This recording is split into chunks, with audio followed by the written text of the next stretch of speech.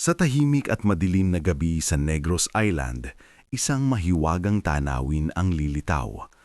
Libu-libong alitaptap na sabay-sabay na kumikislap sa paligid ng mga bakawan at ilog. Ang mga Negros firefly, na karamihan ay kabilang sa Pteroptic species, ay kilala sa kanilang sabayang pag-ilaw na tila mga Christmas lights sa kalikasan.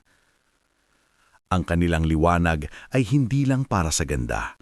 Ito ay paraan ng pakikipag-ugnayan upang makahanap ng kapareha. Kapag malinis ang ilog at malusog ang bakawan, doon sila namumuhay at dumarami. Kaya kapag may maraming alitaptap, ibig sabihin ay buhay at ligtas ang kalikasan. Sa Negros, lalo na sa Bago at Ilog River, dinarayo ng mga turista ang firefly watching, isang ecotourism activity na tumutulong sa pangangalaga ng kalikasan. Ang maliliit na insekto na ito ay paalala na kahit ang pinakasimpleng nilalang ay may malaking papel sa balanse ng ating mundo.